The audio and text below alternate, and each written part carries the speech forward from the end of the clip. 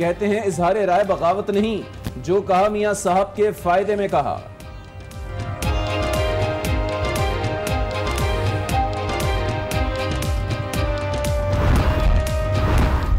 मुल्ला फजलुल्लाह 3 साल से अमेरिका के निशाने पर था, उसी वक्त क्यों मारा गया?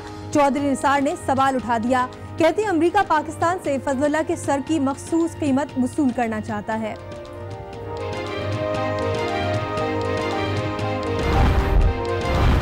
पीटीआई का पार्लिमानी बोर्ड 25 जून को तहलील करने का फैसला। तहलील के बाद तमाम इख्तियारात इमरान खान के पास आ जाएंगे।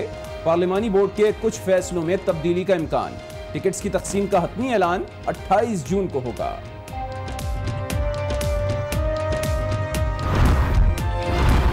गडानी के साहिल पर नहाते हुए 7 अफराद डूब गए, 4 की लाशें निकाल ली गईं, 1 बच्ची को बचा लिया गया, 2 की तलाश जारी।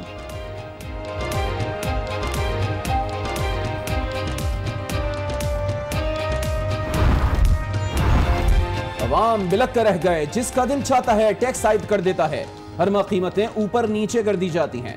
पेट्रोलियम मसनूआत कीमत केस में चीफ जस्टिस के रिमार्क्स। ओगरा पीएसओ की ब्रीफिंग पर अदम इत्मीनान का इजहार। 10 दिन में कीमत का फॉर्मूला बनाने की हिदायत कर दी।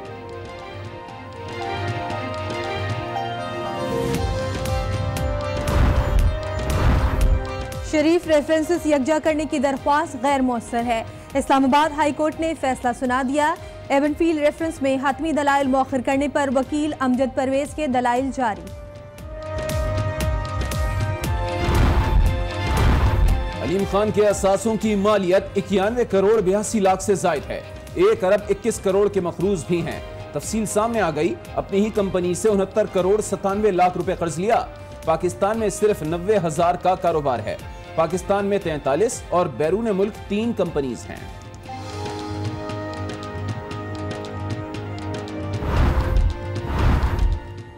खुर्शीद शाह के असासे 3 करोड़ 59 लाख के हैं। सक्खर में घर की कीमत 3,10,000 रुपए है। इस्लामाबाद में 2 प्लॉट हैं। कोटरी में 100 एकड़ ज़रई जमीन। कॉटन फैक्ट्री में 25% शेयर भी रखते हैं।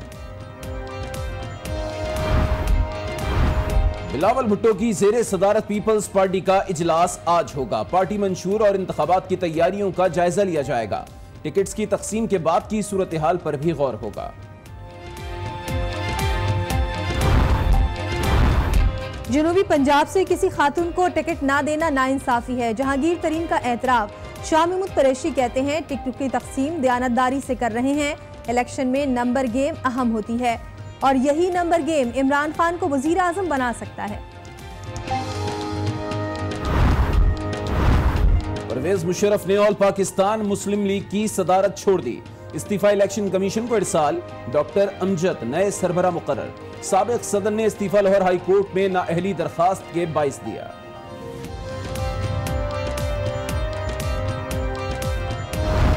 मैं हूं शाइस्ता इकबाल और मैं हूं अली आबिद। सबसे पहले आपको बताएंगे तहरीक इंसाफ के सरबराह इमरान खान के कागजात नामजदगी को इलेक्शन ट्रिब्यूनल में चैलेंज कर दिया गया है। इस हवाले से मजीद अपडेट लेंगे आज न्यूज के नुमाइंदे शमील अहमद से। जी शमील, बताइएगा कि इमरान खान पर जालसाजी और शर्जील मेमन पर गलत बयानी के इल्जाम किस बुनियाद पर आयद किए गए हैं? जी देखिए, शर्जील मेमन और तहरीक इंसाफ के सरबराह इमरान खान के खिलाफ इलेक्शन ट्रिब्यूनल में दरख्वास्तें दायर की गई हैं। शर्जील मेमन के बारे में बताया गया है कि उन्होंने जो अपने असासाजात जो हल्फनामा जमा करवाया और उस हवाले से उन्होंने जो बताया उनकी जेवरात और उनके पास जो प्रॉपर्टी है उसके बारे में गलत बयानी की गई है और असासाजात की जो रकूम की तफसीलात हैं वो गलत हैं। जबकि इमरान खान के मुतालिक कहा गया है कि उन्होंने जो दस्तावेजात जमा कराई हैं वो भी गलत हैं और खास तौर पे इस बात की निशानदेही की गई है कि उनके जो कागजात नामजदगी जमा कराया गया और हल्फनामा जमा कराया गया उस पर उनके दस्तखत मौजूद नहीं है। लिहाजा इस बुनियाद पर दोनों को नाअहल करार दिया जाए। इस हवाले से दरख्वास्तें जारी की गई हैं और उम्मीद की जा रही है कि 1-2 रोज में इलेक्शन ट्रिब्यूनल पे इस बाकायदा समाअत होगी। बहुत शुक्रिया शमील अहमद आपका रिपोर्ट करने के लिए। पीटीआई का पार्लिमानी बोर्ड 25 जून को तहलील कर दिया जाएगा, जिसके बाद इख्तियार इमरान खान के पास चला जाएगा। ताहम पार्लिमानी बोर्ड के बहुत कम फैसले तब्दील होने का इम्कान है। अहम खबर आपको दे रहे हैं कि पीटीआई का पार्लिमानी बोर्ड 25 जून को तहलील करने का फैसला कर लिया गया है। इख्तियार इमरान खान के पास फिर चला जाएगा और यह भी आपको बता दें कि पार्लिमानी बोर्ड के बहुत कम फैसले तब्दील होने का इम्कान जाहिर किया जा रहा है। आज न्यूज के नुमाइंदे आसिफ नवीद हमें ज्वाइन कर चुके हैं, उनसे मजीद अपडेट लेते हैं। आपको खबर दे रहे हैं और बताया जा रहा है कि 25 जून को पीटीआई का पार्लिमानी बोर्ड तहलील करने का फैसला किया गया है। ताहम पार्लिमानी बोर्ड के बहुत कम फैसले तब्दील होने का इम्कान है और इख्तियारात जो हैं वो इमरान खान के पास तमाम तर चले जाएंगे, लेकिन जो बोर्ड के फैसले हैं वो उसी तरह से रहेंगे। बहुत कम फैसले होंगे जिन्हें तब्दील किया जाएगा। पार्लिमानी बोर्ड ने जो फैसले किए थे, जिन जिन लोगों को टिकटों से नवाजा था, उसके बाद हमने देखा कि कई हलकों के लोग बनीगाला पहुंचे, वहां पर इमरान खान के खिलाफ मुजाहरा किया गया, पीटीआई के खिलाफ मुजाहरा किया गया और यह कहा गया कि फौरी तौर पर फैसला वापस लिया जाए। बहरहाल अब बहुत कम फैसले कहा जा रहा है कि तब्दील होने का इम्कान है। जो पार्लिमानी बोर्ड ने फैसले किए थे वही फैसले बरकरार रखे जाएंगे और आसिफ नवीद हमें ज्वाइन कर चुके हैं। आसिफ, बताइएगा क्या बताया जा रहा है इस फैसले से मुतालिक? जी आसिफ, आपको आवाज आ रही है? आसिफ नवीद से राबता मुनक़ता हो गया, उनसे दोबारा राबता करेंगे और इस हवाले से मजीद तफसीलात भी हासिल करेंगे।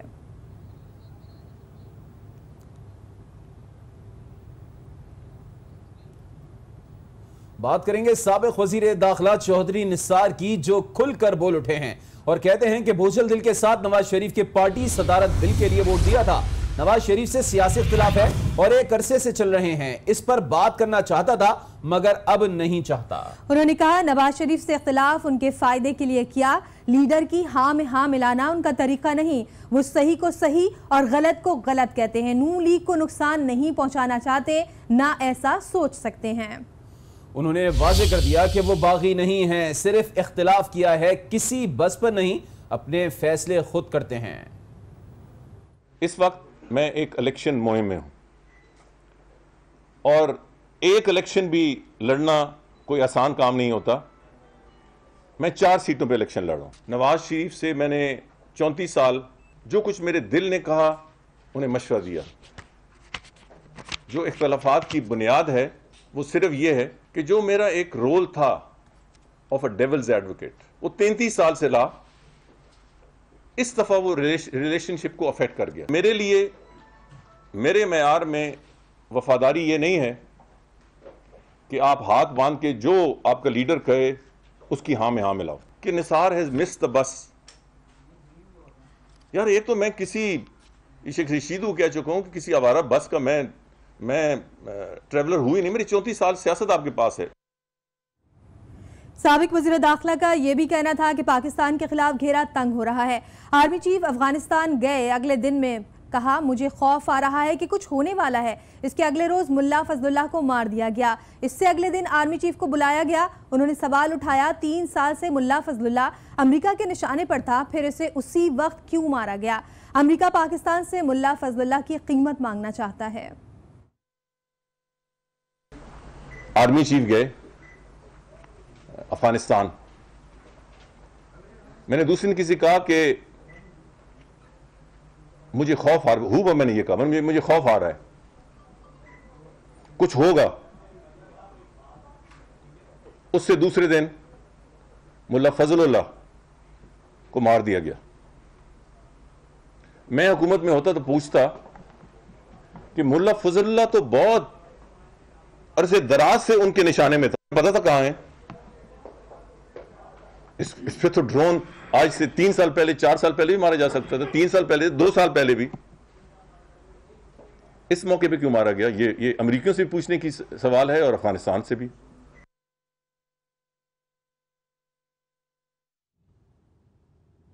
अब आपको बताएं कि गडानी के साहिल पर नहाते हुए 7 अफराद डूब गए। डूबने वाले 4 अफराद की लाशें निकाली गई हैं। एक बच्ची को बचा लिया गया है जबकि 2 की तलाश जारी है। वाकया पुलिस एहलकारों और लाइफ गार्ड्स की गैर हाजिरी के बाइस पेश आया, जो ईद की छुट्टियों से अब तक वापस नहीं आए हैं। मजीद बताएंगे दीदार अली।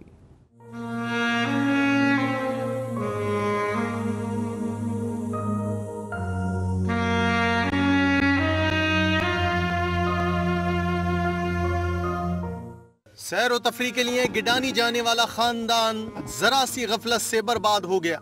साहिल पर हंसी थी, मस्ती थी और मजाक था कि अचानक एक बेरहम मौज आई और सबको बहा ले गई।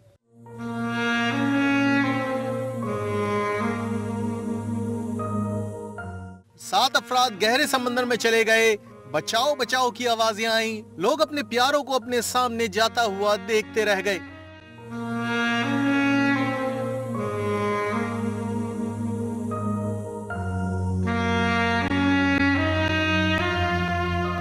हर तरफ चीखों पुकार थी, कान पड़ी आवाज सुनाई न दी।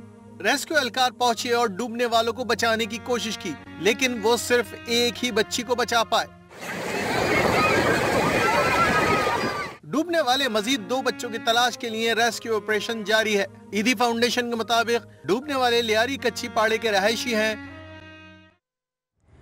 और अभी आपको बताएं कि दादू की डिस्ट्रिक्ट जेल के करीब कार पर फायरिंग हुई है, जिसके नतीजे में 6 अफराद जाँ बहक और 1 शख्स जख्मी हो गया। लाशों और जख्मियों को सिविल अस्पताल मुंतकिल कर दिया गया।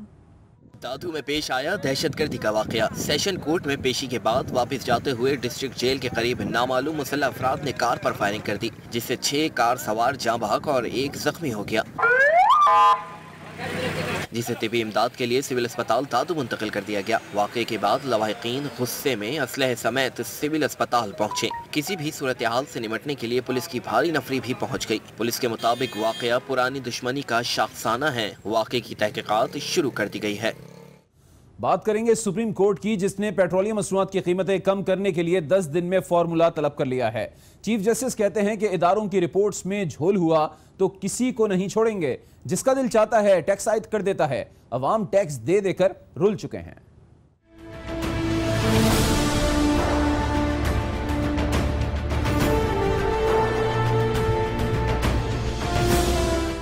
आपने लोगों को परेशान कर रखा है, अवाम बिलक कर रह गई। सियासी लोगों और वडेरों ने पेट्रोल पंप्स खोल लिए। बंदर बांट के लिए ये सब करते हैं। हर माह कीमतें ऊपर नीचे कर देते हैं।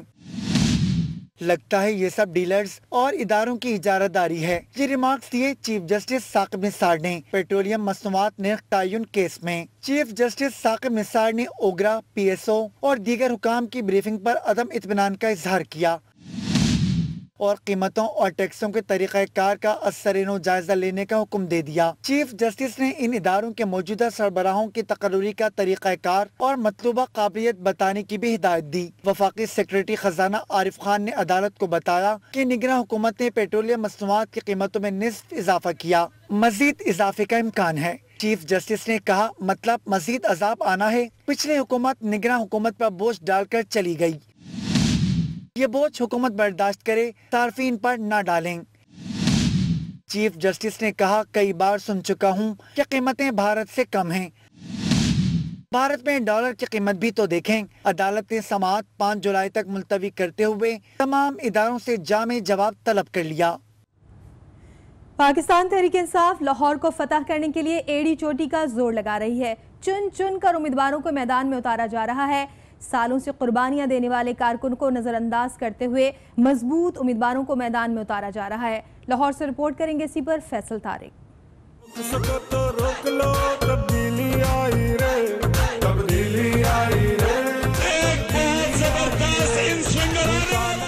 पाकिस्तान तहरीक इंसाफ ने नून लीग को लाहौर में टफ टाइम देने के लिए तैयारी मुकम्मल कर ली। इमरान खान ने लाहौर को जीतने के लिए खुद अखाड़े में उतरने का फैसला कर लिया, जबकि खिलाड़ियों को भी नाप तोल कर मैदान में उतार दिया। महर वाजिद अजीम को NA 126 की बजाय NA 123 से मैदान में उतारा गया है।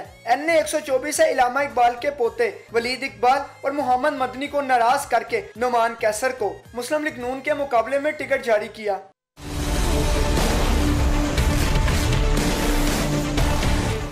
सियासत की शह सुर्खियों में रहने वाला हल्का NA 125 से यास्मीन राशिद, जबकि 126 से साबिक गवर्नर पंजाब के बेटे हमाद अजहर को मैदान में उतारा जाएगा। हल्का NA 127 से जमशेद इकबाल चीमा इंतखाबात में हिस्सा लेंगे।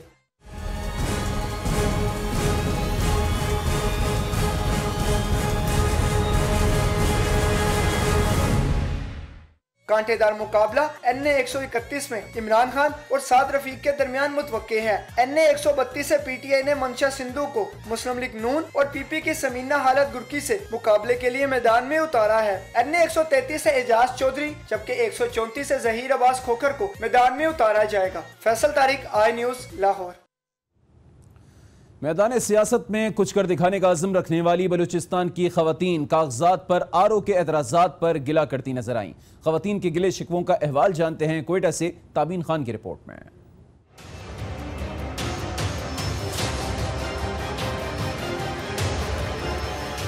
आइंदा आम इंतखाबात में हिस्सा लेने के लिए बलूचिस्तान से खवातीन उम्मीदवार भी मैदान में उतरी हैं, मगर इलेक्शन कमीशन की जानिब से बड़ी तादाद में खवातीन उम्मीदवारों के कागजात पर एतराज़ात लगाकर इन्हें मुस्तरद करने पर शिकवा करती नजर आती हैं। खवातीन उम्मीदवार कहती हैं कि इलेक्शन कमीशन की जानिब से लगाए गए एतराज़ात गैर मामूली हैं। मेरे कागजात सिर्फ इसलिए मुस्तरद हुए हैं कि मेरे जो तजवीज़ कुनंदा थे और तायद कुनंदा थे वो उस हल्के से नहीं थे जहाँ से मैं इलेक्शन कंटेस्ट कर रही थी, और उम्मीद है कि ये एक छोटा सा माइनर सा इशू है, तो ये इंशाल्लाह आज ही उसके बारे में फैसला आ जाएगा और वो सॉल्व हो जाएगा। बहुत अफसोस के साथ कहना पड़ रहा है कि इलेक्शन 2018 पे जो हमने मैनिफेस्टो पेश की थी खवातीन के साइड से कि 5 जनरल सीटों पर खवातीन के नॉमिनेशन होगी, लेकिन इस बार ये बहुत मायूस कुन है। कौमी असम्बली में खवातीन की 4 मखसूस नशिस्तों के लिए 36 में से 17 कागजात मंजूर और 19 मुस्तरद हुए, जबकि सूबाई असम्बली में खवातीन की 11 मखसूस नशिस्तों के लिए 116 में से 41 मंजूर जबकि 75 मुस्तरद हुए। मर्दों के शाना बशाना बलूचिस्तान की खिदमत का अज़म रखने वाली खवातीन को